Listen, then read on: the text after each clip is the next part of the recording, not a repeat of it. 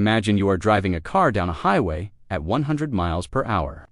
The engine is roaring, the scenery is blurring past you, and the destination is approaching fast.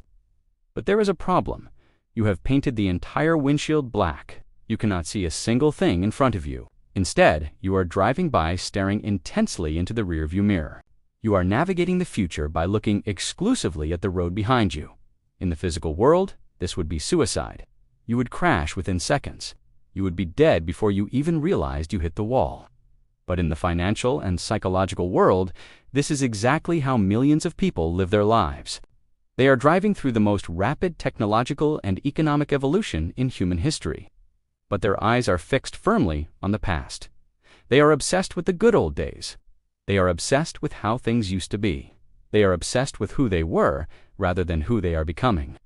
My name is Brock, and today we are going to talk about the most dangerous drug on the market. It isn't sold on street corners. It is manufactured in your own hippocampus. It is called nostalgia. We tend to think of nostalgia as a warm, fuzzy feeling. We think of it as harmless sentimentality. We put on old music, we look at old yearbooks, we visit the neighborhood we grew up in. It feels sweet. But I am here to tell you that in the game of wealth and survival, nostalgia is not sweet. It is a poison. It is a tax you pay on your future to subsidize your past. It is an emotional anchor that keeps you docked in a harbor that has long since dried up. In the Stone Age, looking back was a death sentence.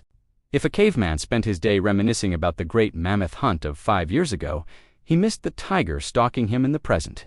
If he tried to return to the cave where he was born, he might find it occupied by a bear. Survival required absolute presence. It required a ruthless focus on the horizon. The past was dead data. The future was the only variable that mattered. But in the modern world, we have the luxury of memory, and we abuse it. We use the past as a shelter. When the present gets hard, when the economy gets tough, when the technology gets confusing, we retreat. We hide in the warm blanket of yesterday. And this retreat costs you millions. Let's start with evaluation of memory. Your brain is a terrible accountant. It lies to you.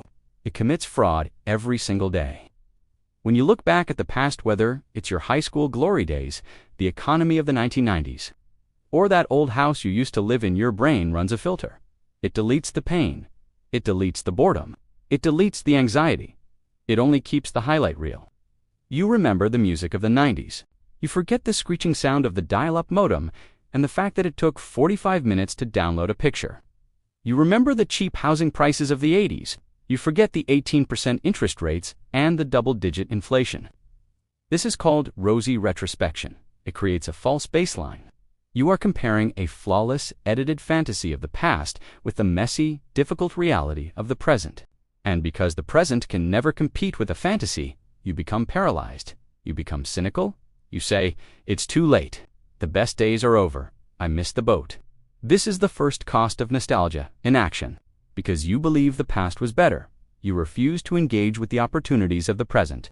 You didn't buy Bitcoin at $100 because you remembered when money was real and made of paper. You didn't start a YouTube channel because you remembered when TV was the only thing that mattered. You didn't learn to use AI because you remembered when skills were manual and hard. You are letting a ghost dictate your investment strategy. You are betting against the future because you are in love with the past. Now, let's look at the sunk cost fallacy. This is the financial engine of nostalgia. The sunk cost fallacy is the irrational urge to continue investing in something simply because you have already invested in it. It is the refusal to cut your losses. We see this most clearly in legacy assets. So, they keep the house. They pour money into the pit. They pay the nostalgia tax every single month. They are confusing the asset with the memory. You can keep the memory, take a picture, write a journal entry, keep a brick from the fireplace, but sell the house. The house is just wood and concrete. It doesn't care about you. It doesn't remember you. By holding onto the physical shell of the past, you are sacrificing the financial security of your future. We see this in collections. The Beanie Babies, the baseball cards, the antique furniture, the stamp collection. People hoard these things because they represent a specific moment in time. They convince themselves it is an investment. Oh, this will be worth a fortune someday. No, it won't. Markets change, tastes change. The generation that cared about porcelain dolls is dying out. The new generation doesn't want your dust collectors. They want digital assets. They want experiences. When you hold on to these physical totems of the past, you are paying for storage. You are paying for insurance. You are paying with the space in your home. And you are losing the opportunity cost of that capital.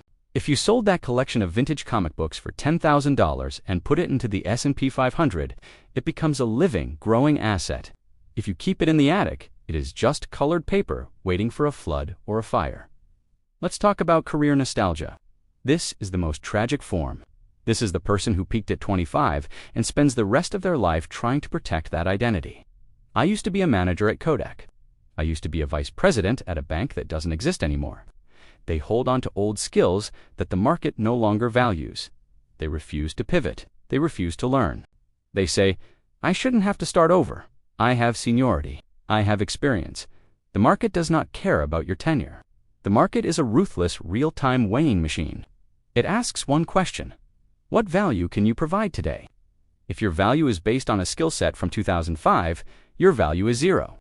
Nostalgia tells you that you deserve respect for what you did. Reality tells you that you only get paid for what you do. I want you to think about the company Blockbuster Video. Blockbuster had the chance to buy Netflix for $50 million. They laughed. They said no. Why? Because they were nostalgic for their own business model. They loved the smell of the popcorn. They loved the late fees. They loved the physical stores. They were in love with the way things were. Netflix was focused on the way things would be. Blockbuster is now a memory. Netflix is an empire. You are the CEO of You Inc. Are you running your life like Netflix or like Blockbuster? Are you clinging to the late fee model of your life? Or are you streaming the future? There is a concept in economics called creative destruction. It was coined by Joseph Sch. It essentially says that for the new to be born, the old must die. The car had to kill the horse and buggy. The internet had to kill the newspaper. Streaming had to kill the DVD. This is not cruel. This is necessary. It is the metabolism of progress. But when you practice nostalgia, you are fighting against creative destruction. You are trying to keep the zombie alive. You are subsidizing the obsolete, and the universe punishes this. If you try to keep a dead relationship alive because of how good it was in the beginning, you rot. If you try to keep a dead business alive because it's been in the family for 3 generations, you go bankrupt. You must become comfortable with the funeral. You must be willing to bury the past, say a few nice words, and walk away from the grave without looking back. Let's look at the macroeconomic nostalgia. Make America great again, the good old days. Regardless of your politics, the phrase implies that the past was superior. From a financial standpoint, this is a dangerous mindset. If you believe the economy was better in the 1950s, you will try to invest like it's the 1950s. You will look for blue-chip stocks that pay dividends. You will look for pension plans. You will look for savings accounts. But the rules have changed. The currency has been debased. The manufacturing base has moved. The internet has rewritten the laws of scale. If you invest using a 1950s playbook in a 2020s AI economy, you will get slaughtered. You cannot play a new game with old rules. The most successful investors, the mercenaries, are completely agnostic about time. They have zero loyalty to the past. Look at how quickly smart money moves. When crypto emerged, the nostalgic investors said, it's fake money. It's a tulip bulb. It's not like gold. The mercenary investors said, this is a new asset class with asymmetric upside. I don't care if it's weird. I care if it goes up. When AI emerged, the nostalgic workers said, a computer can never write poetry. A computer can never make art. The mercenary workers said, how can I use this tool to do 10 times the work in half the time? The mercenary asks, what is happening now? The nostalgic asks, why isn't it like it was? Let's talk about the Golden Age syndrome. This is a psychological trap depicted beautifully in the movie Midnight in Paris. In the movie, the protagonist travels back to the 1920s because he thinks that was the Golden Age. But the people he meets in the 1920s want to go back to the 1890s, and the people in the 1890s want to go back to the Renaissance. Nobody is happy where they are. Everyone thinks the magic happened before they arrived. This is a lie. The Golden Age is a myth. Every era had plague. Every era had war. Every era had poverty. The only difference is that you weren't there to feel the pain, so you romanticize it. From a financial perspective, Right now is the golden age. It has never been easier to start a business. It has never been easier to learn a skill. YouTube University is free. It has never been easier to invest. Trading fees are zero. It has never been easier to reach a global audience. If you were living in the 1980s, you needed a printing press to reach 1 million people. Today, you need a tweet.